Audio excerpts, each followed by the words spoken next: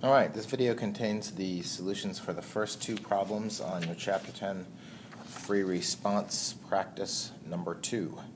These are the two questions that have the Lagrange error bound. So let's see if we can figure that out.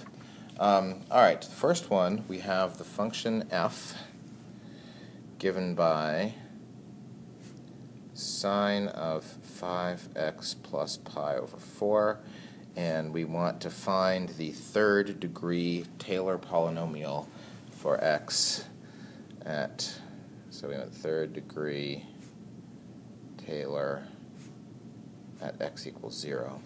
Well, the problem with this is you might be tempted just to plug this into the series for the sine function, but that would not result in a series that's centered at 0. Right? That's going to result in a series that's centered at pi over 20, right? Negative pi over 20. So wouldn't be the right series because these terms are going to show up in there, and that is not something that's centered at 0. So we actually have to construct this from scratch. If you took the wrong approach to this and you're just watching this video for the first time, I'd pause the video now and try to make this from scratch now that you know that that's what you have to do. So first derivative of that will be derivative of sine whatever is cosine of whatever times the derivative of what's inside. Second derivative would be negative sine whatever times the derivative of what's inside. And then the third derivative excuse me, would be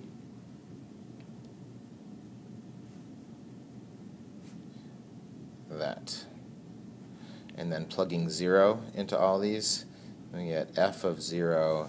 When you plug 0 in here, sine of pi over 4 is square root of 2 over 2. F prime of 0 is the 5 times the cosine of pi over 4 is 5 times the square root of 2 over 2. The second derivative, at 0 is negative 5 square. You see these are all just going to be square root of 2 over 2, right? Times the square root of 2 over 2. And then the third derivative is negative 5 cubed times the square root of 2 over 2. Alright, so let's see if we can write it now. So my recipe for a polynomial, a Taylor polynomial, is there's the f of 0 plus f prime of 0 times x plus, but this one's negative, so f double prime of 0 times x squared over 2 factorial minus f triple prime times x cubed over 3 factorial. That is the third degree Taylor polynomial. What did they call it? P of x. There it is. We made it from scratch. Okay, find the coefficient of x to the 22. Well, let's see. That's kind of like asking for the nth term. So let's see. Here's the third term. It looks like it's going to have a 5 cubed in that one, so the 22nd would be 5 to the 22nd, whatever that is. And we don't want that. They just want the coefficient, right? So we don't want the x part. Times the square root of 2 over 2 times 1 over 22 factorial. And then we just got to figure out if it's going to be positive or negative, right? Let's see. It goes plus, plus, minus, minus, plus, plus, minus, minus. Notice that the 0th term, since this is a pattern of 2, 2, and so on, the 0th term goes 0, 1, and then 2, 3. All the ones, the next positive one will be the 4th one, which is a multiple of 2. So the plus, plus, minus, minus always starts on a multiple of 4. That's one way of doing it. You could just write out the pattern too. But that means that 20 would be positive, so 20 and 21 would be positive, 21 and 22 would be negative. So that's the coefficient. C, use the Lagrange error bound to show that this crazy expression here, that's like the real f of 1/10 minus our p, our approximation of 1/10. This expression here is just the error, right? When you see one of these things, all that means is that's the error. So they want us to show that the error is less than 1/10, or sorry, 1/100th. So let's see. How do we do the Lagrange error bound? What we need is, on the next term, we need an upper bound on the derivative, right? So let's see. What would the fourth degree term look like? It looks like this. It would look like 5 to the fourth, and we're only absolute value. It's positive anyway, but even if it were negative, we're only interested in absolute value here. 5 to the fourth times square root of 2 over 2 times x to the fourth over 4 factorial. Okay? And now, the upper bound on the fourth derivative, like going back up to here, the actual fourth derivative would have been this times the cosine of whatever, right? Now the nice thing about the sine and the cosine function, right, this is like the next term, that's the coefficient of that derivative. But with that sine or cosine function, you know that those are always going to max out at 1. So it's this thing times an absolute maximum of 1, right? The cosine and sine functions are never going to escape the 1, negative 1. So that means we can use this as the upper bound. So we have 5 to the fourth times the square root of 2 over 2, right? Times 1/10 over 4 factorial. And then I guess we're supposed to show that this is less than 1 over 100. So is this a calculator? This might be a calculator problem. I think maybe it's not a calculator problem. So let's see if we can clean this up. 1/10.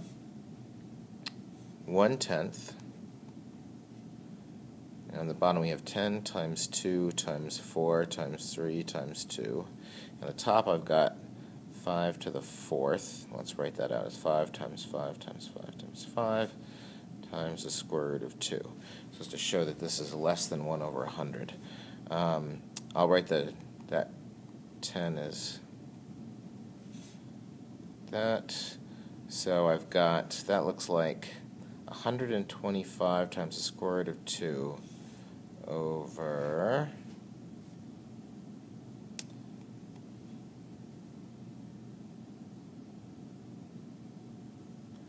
2 times 4. This is now looking like it's going to be less than, this does not look good. 24 times 2 is 48. That's not less than 1 over 100. Alright, what did we do wrong here? Oh, well, that shouldn't make much of a difference. Square root of 2 over 2 is coming from... Let me go back here for a second and actually find the fourth derivative. The fourth derivative of this... Let's do that instead. Fourth derivative of that is...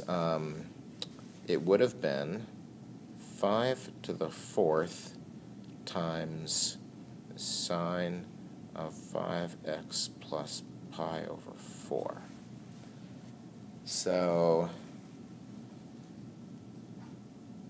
when we did that, we weren't supposed to actually plug in the 0. So the maximum value of this, since this is oscillating between 1 and negative 1, the maximum value of our derivative, we should have done this first, is just 5 to the fourth. So that should have been there. And then, oh, I know what we did. Ha ha ha. We forgot to raise the 1/10 to the fourth power, right? So that means I'm going to have, okay, let's scratch this. That's what we did. And also, we don't need the square root of 2 over, or that was a mistake. I shouldn't have had that in there.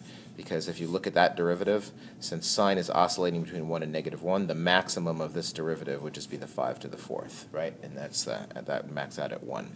All right, so let's try that again. So here we've got 5 times 5 times 5 times 5, and here I've got 10 times 10 times 10 times 10 times 24, right? And then each one of these will cancel out, leaving a 2 on the bottom, right? So that's 2 times 2 times 2 times 2, which is 16 times 24. That's 1 over 16 times 24, and that's definitely less than 1 over 100. I don't think you need to multiply that out to justify that, right? All right, so there you go. Sorry about that craziness there. All right, and then last, part D. Let g be the function given by g is equal to, g of x is equal to the integral from 0 to x of f of t, that's our original function, and they want the third degree Taylor polynomial for that. Well, we've got the fourth degree for, so let's see, we want to take the antiderivative of our approximation for f of x. Let's see, I guess I could write that out. And since we're doing the antiderivative and they want the third degree, I hope you would agree with me that we're going to stop right there, because when I take antiderivatives, that's going to give me the third degree one. All right, so let's see. The antiderivative of the square root of 2 over 2 is the square root of 2 over 2 times x. This exponent goes up 1, and we divide by the new exponent, so that's going to be 5 over the square root of 2, and then another 2 on the bottom, minus, and then this is going to go up to 3, so it's going to be 25 square root of 2 over 6, right, divided by the new exponent times 2 factorial. You don't have to simplify that, but you could. That's just 12. X cubed. And then plugging in, we're doing that from 0. I double used the x. We just should have made that t's in there, I guess, but whatever. And that just gives me, when I plug in 0, everything gets wiped out. So that is, in fact, just this. Square root of 2 over 2x plus 5 times square root of 2 over 4 minus 25 and square root of 2 over 12 x cubed. All right, there's that one. Number 2, or the one at the bottom of the page that has a 2 in front of it. We are given a third degree Taylor polynomial for some function about x equals 2. Right, they told us that, but we can tell by looking at these things that that's the case. They didn't really need to tell us that. It's minus 2 cubed. And in part A, they want to know what's f of 2. Well, f of 2 is the first thing here, right? So f of 2 is just equal to 7, right? And f double prime of 2 is equal to, oh, wait a minute.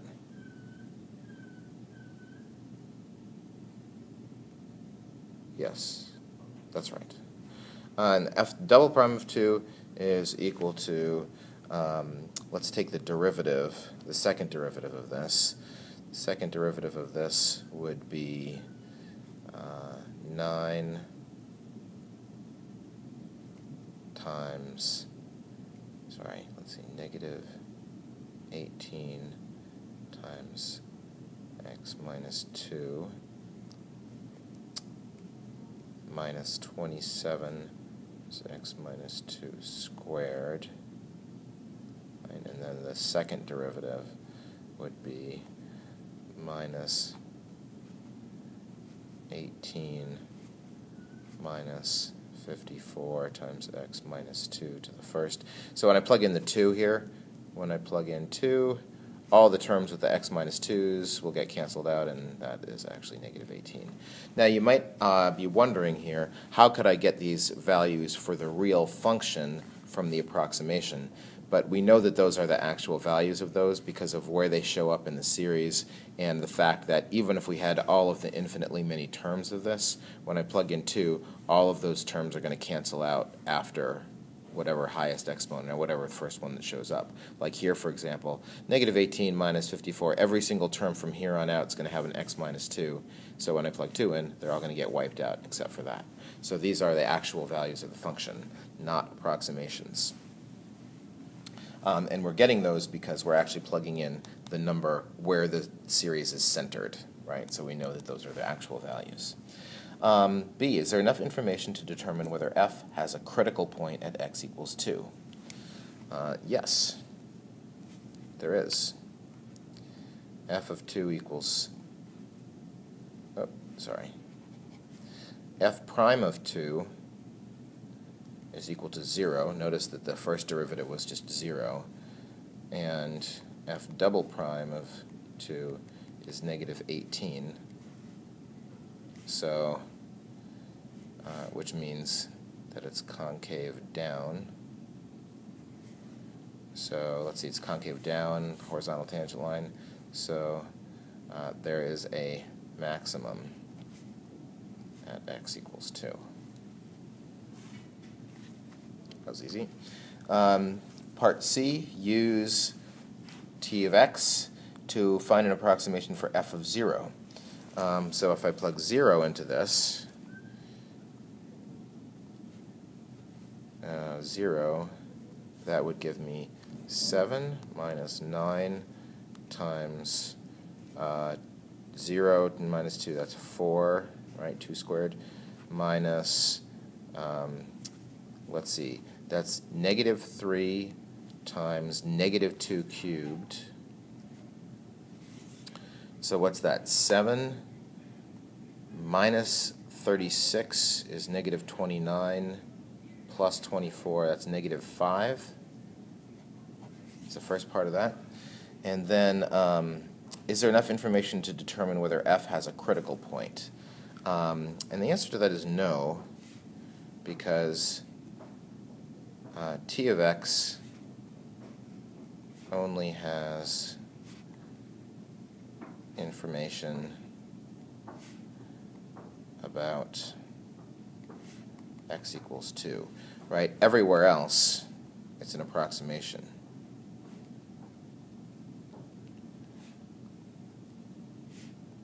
T of x is only an approximation, and we don't know how good the approximation is, so if we tried plugging 0 into like first and second derivatives of this, we have no idea if that's good or not, because we're not going to get the disappearing terms.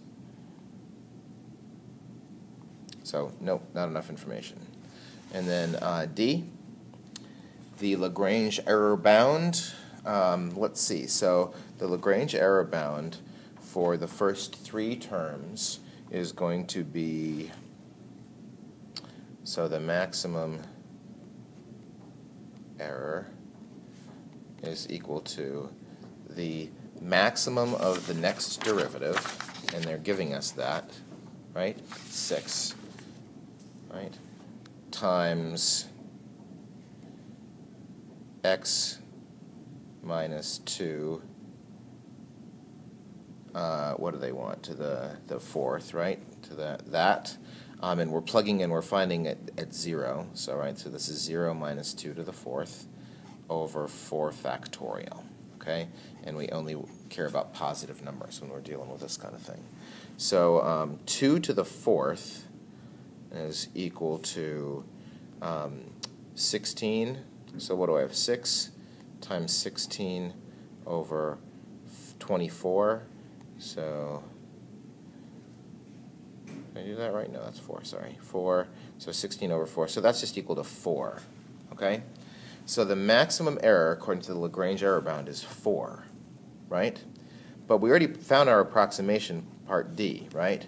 So we know that f of 0 is equal to negative 5 with a maximum error, according to the Lagrange error bound, of 4.